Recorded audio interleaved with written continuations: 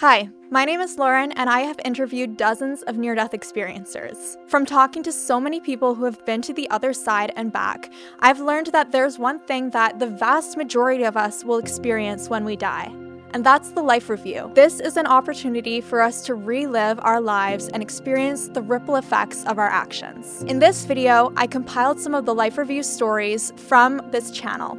You can see for yourself how similar they are. And if you like NDE stories like this, please make sure to subscribe to the channel. Everything was so Earth-like and yet so much better. I don't know how to put it. As I'm looking at some of these buildings and I'm thinking about this stuff, it was time for my life review. So we're walking through the garden and I'm paying attention to everything all at once. We're standing there and it's my two brothers, me, and then this presence behind me, and there's a screen. It's like watching a screen coming down. And so we're standing there and there's this movie, a black and white movie of my life from the time I was a baby or the time I was born until the day that or that moment that I died on the back steps. Well, it already seemed like I'd been in heaven forever. I mean, I could have only been there for a couple minutes, but it seemed like I was there for weeks and weeks and weeks. I'm watching this life review and it goes, I'm seeing everything, but I don't have any feeling about it at all. There I am, a baby. Here I am, a teenager. Here I am. Okay, bye. It's over. I didn't judge myself. I didn't point out things that I should have done better or didn't do or whatever. I just watched it and that was it, and it was over. And I felt loved. And just before this was going on, there was a whole bunch of people that gathered around, like for support. And they were from all different time periods. I noticed the women were wearing beautiful dresses, and some of the men were wearing, old-fashioned fancy suits, and some of the people were wearing modern-day clothes. But it looked like people from different time periods. And they knew me, and I knew that I knew them, but I just didn't know where I knew them from. I couldn't remember where did I know you? It was that kind of thing. But everybody was just there. They were smiling. They were loving me. They were not judging me. And this presence behind me was not judging me either. And that's when I learned that this presence, who is God, did not judge me. I didn't judge me. Nobody else judged me. And so it was just over. That's it. I was like, yay, let's move on. But I did hear a male voice say, what you put into the universe will come back to you. So I don't know if that was the lesson I was supposed to pick up from watching that. And I was like, I never heard words like that. I never had. I knew that I was in full spirit. At this point, I have to bring this up because it's very important. I didn't remember myself here. I had no memory whatsoever of here. All I did remember is that was home, and these were my family and friends, and this is my brother. So now I'm at this point. He says, we have to go for your life review. Well, I had no idea what that was. So we just whisked off. Again, there was no control, me having any physical control there. They had complete control over me, and he brought me to this beautiful illuminated area. And now they're starting to show me things in my life when I was a little boy. I mean, it was amazing. They're showing me with my friends at Coney Island. We had Brooklyn. We had a big amusement park right on the beach, right in Coney Island in Brooklyn. It was fantastic growing up. So my friends and I used to go there all the time. And my mom, she did all right. My dad did all right. And we weren't rich by any means, but we were comfortable. And she would give me some money. And now I have some money in my pocket. So I'm taking everybody with me, because a lot of my friends couldn't afford it. So we went down, we did the rides, everything, had, fantastic times with them. And it showed me all things I did through high school. Like it showed me the time where, we had, right before I graduated art and design, it showed me the time where we had to do a storyboard concept for, like when they make a movie or a film years ago or a commercial, they used to do storyboards. They show me this beautiful thing when I won this on Jesus Christ. Okay, so I do the whole story of his life from his birth all the way to his crucifixion on different panels. And I happened to, win a nice little award for it. So that was wonderful. So all this, it's showing me good things after good things. So it takes me one more good thing that's very important. When I came down to Florida and I switched my career and I went and became a paramedic, it showed me this call we had. And we went downtown Miami to pick up our unit. Every time we had to go to the main station to pick up our unit and drive it up to our station in North Miami Beach. My partner and I gets there early as usual. We get our coffee, we hop in the unit, and we're driving up 95 just to go to our station. Well, we're on 95, I-95 and about 95th Street. And all of a sudden a call comes over the radio. There's a 317. And anything with a 3 in front of it means it's an emergency. So when I say 317, it meant car accident or truck accident or motorcycle accident, something that happened on the highway. But then they say they announce where it is. They say it's on I-95 and 135th Street. And by the time they get that out, I'm probably on 110th, 115th Street already. I picked up the microphone and said, we have an ETA of less than 1 or 2 minutes. I'll never forget this. There's a kid running around frantically. And I see him bleeding a little bit. And I go get the bag. And we're running towards him, me and my partner, Danny. And as soon as we get by him, he turns around and he says, my sister, like this. He's pointing to his sister, and we both turn at the same time. I'll never forget this scene. Her physical head is through the window, and we immediately got right on it. We had less than maybe 15 seconds to assess it. We said to ourselves, out loud, do we wait for the fire truck to come with the cutters? Because they used to have these cutters that cut through metal and glass and everything. But the glass is now embedded all the way back to here. I look at her and she's still breathing inside the car. So I hop outside the car. I said to Danny, we got to get her off. They'll never get to her in time. She'll bleed out. So I helped slightly, very, very easing, putting her head through to Danny inside. And then he's got her inside on his lap. He's holding her head. Then he hands it over to me. We put her on the stretcher, because I pull her out and I grab her underneath and I have the top on my head and he's on the bottom of her. We pull her out of the car and put her right on the stretcher. Now we're running right over to the ambulance. I'm trying to wrap a bandage around her and everything is happening so quick. We're only about 2 miles from Parkway General Hospital. I'm holding her head. I got her neck braced onto me, but her body starts to seize. Now, we didn't have much time to do anything because I was just bracing her with my body, with my foot up against the other, the long chair on the side of the unit. So I was braced pretty strong where, nothing, she can't fall off, but her whole body starts to jump up in the air from the seizure. And now I can't control it, her head, and I can't control her feet at the same time. So I turn around and her brother was in the back with me. And the poor young man, he was crying his eyes out, looking out the back window. I yelled, God, help me. And I'm looking at him, meaning for him to come and help me. And in my life review, I saw Peter's hand come right on her head. I saw Peter's hand come down along with mine. It was the most beautiful thing because now I'm physically seeing Peter in my life review. We're in spirit form now, doing this. But his hand is right on her head.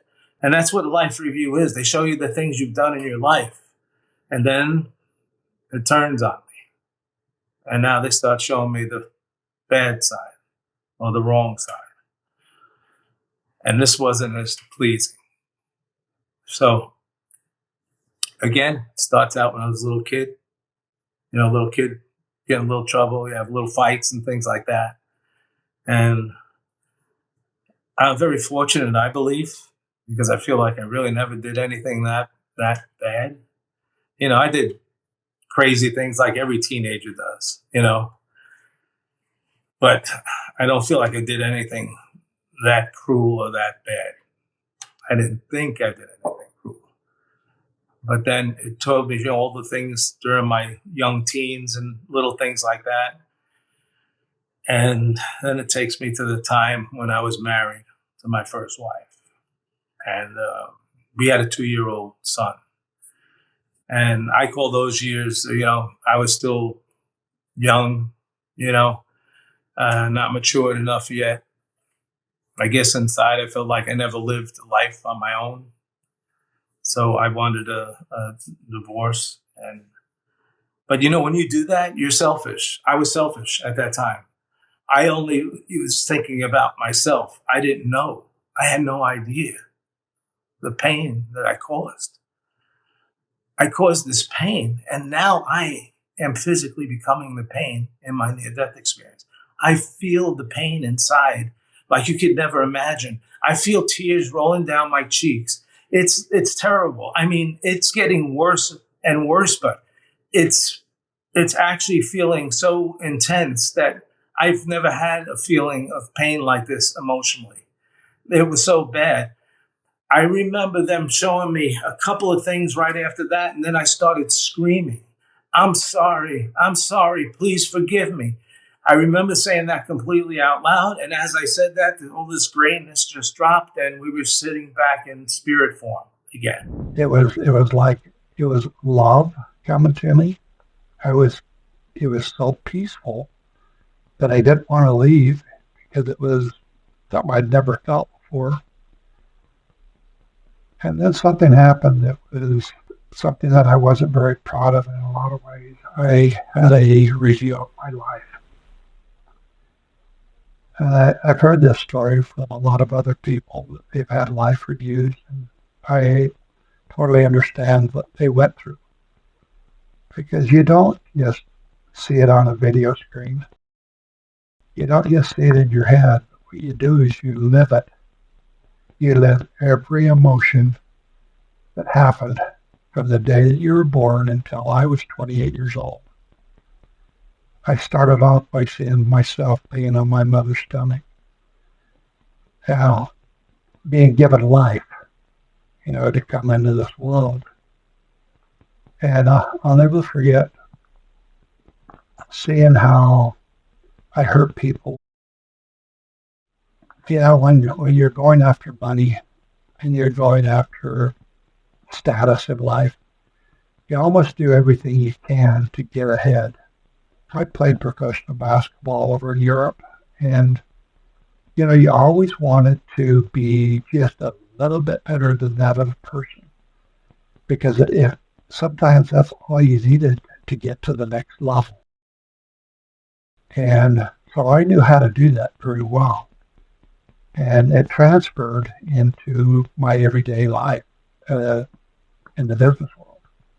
But what I didn't realize is, until I had this life review, is how the other person felt when I did something maybe unethically to get better than him or her.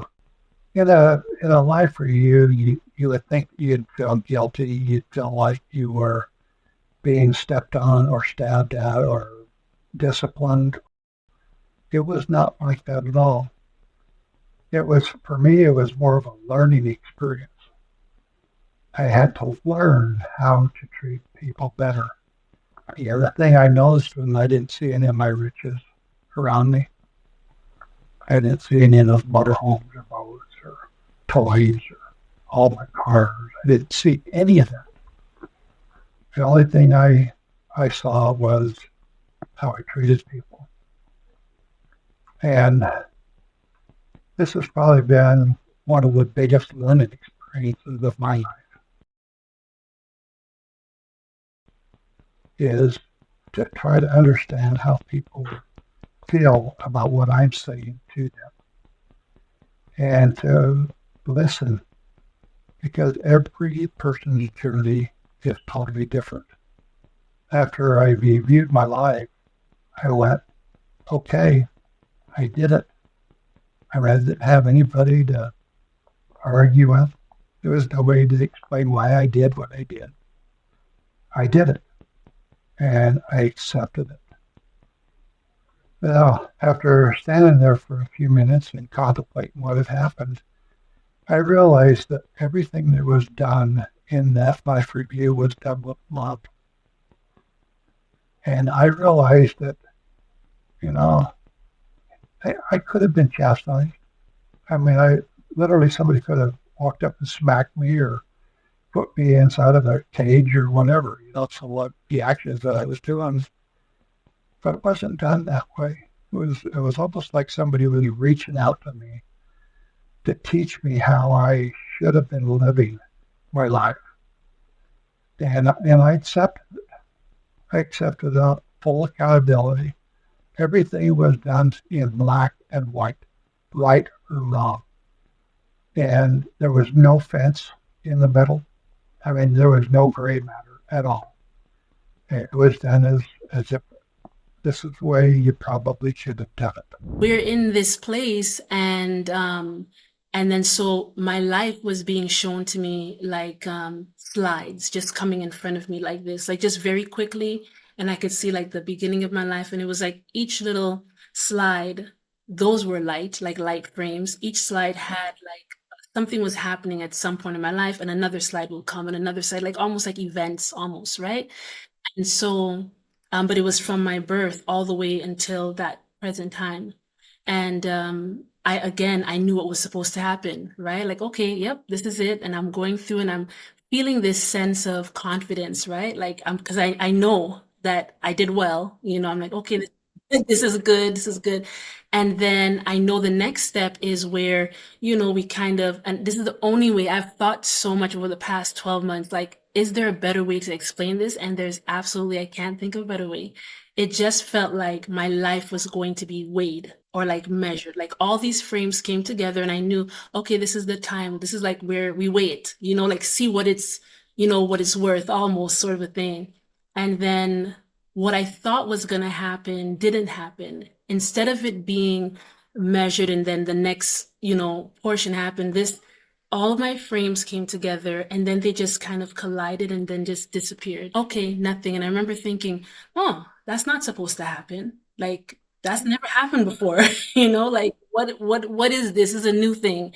And then I thought to myself, oh, maybe it's because, I thought I did so well, but I know that all of these things I saw that I did so well in was because I was moving through the spirit, right? I saw, all of these different things, different ways I've helped people and all of this stuff. And I just thought, okay, it's because that was Most High, that was God, the Spirit of God using my vessel to do these wonderful things. So I guess that's why it doesn't really equate for much, for me, because it wasn't necessarily me doing it, in that sense. And so, but then I had the thought of, well, no, what about being a vegetarian? I know that was me. I know that I did that because I felt the difficulty in it, I feel like the times when I've done things that have been really amazing, it wasn't difficult at all because it really just felt like I was just being a vessel for spirit. But being a vegetarian, that was something that I actually had to, like, I guess I had to accomplish that, right? Like the temptation to eat certain things and whatever the case is. And I was like, well, wait a minute, that should be worth something. I had that thought. Come on, that's points or something. Like that's something. And as soon as I had that thought, the next thought in my head, which I would say is my consciousness, was like, well, that's exactly why. That's exactly why it's not worth anything. Because look at what you're thinking. You're thinking that it should be worth something. And, we have an idea, like I think most people have an idea if you were, raised in any sort of religion, we think of like the judgment day, when we're going to meet God. And what that experience showed me is that we are not going to be judged by God. There is no reason for God to judge us because our consciousness, that part in us that knows why we did everything we did, it doesn't matter how much we may want to lie to ourselves about why we're doing this or saying that, it's there. And so it's our own consciousness that is going to literally be the judge. I'm not saying that God can't judge. I'm saying that there's no need for God to judge because we can't lie to ourselves when we're on that other side. Right? Absolutely. You're standing in front of the mirror of truth. There is no lying to yourself. You cannot, you couldn't even try if you wanted to. You're just faced with the truth of who you are and everything. So there's no need. And it was the most desirable experience I'd ever had. I wanted this luscious, lovely, beautiful, desirous, seductive. I just wanted it. And so with a thought, I moved toward it. And as I thought, it moved toward me. And then I was with it, and I wanted it so much, I touched it with my being. And as I touched it, I opened, and it flowed inside of me and enveloped me, and I entered it. And I could see that I could see the darkness beyond it, the darkness beyond the light. And then it became a person to me.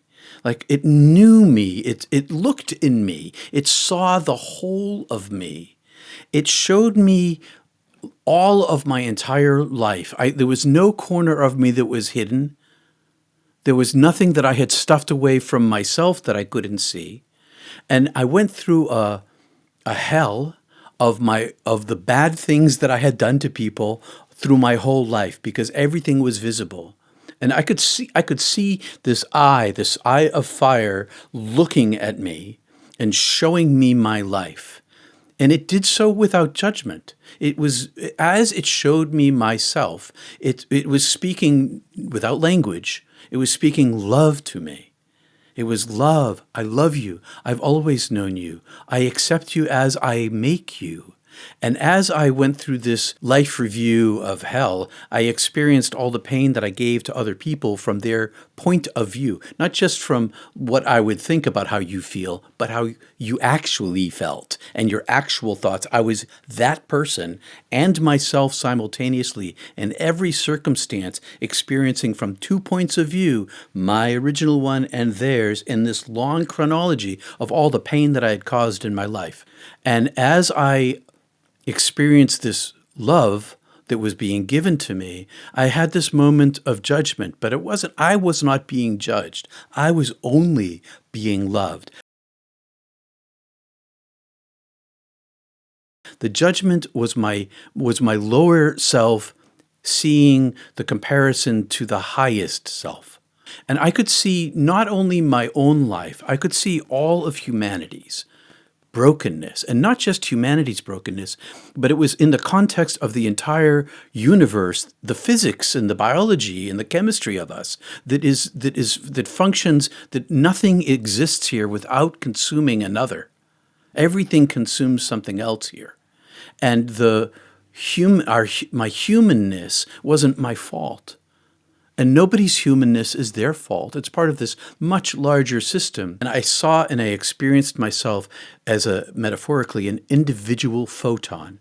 And I was this one singular photon superpositioned with this field of this infinite, this googolplex field of photons that was the mass of the mind of the divine consciousness. All of these portions, all in superpositioned with each other, all one being, yet somehow also individuated.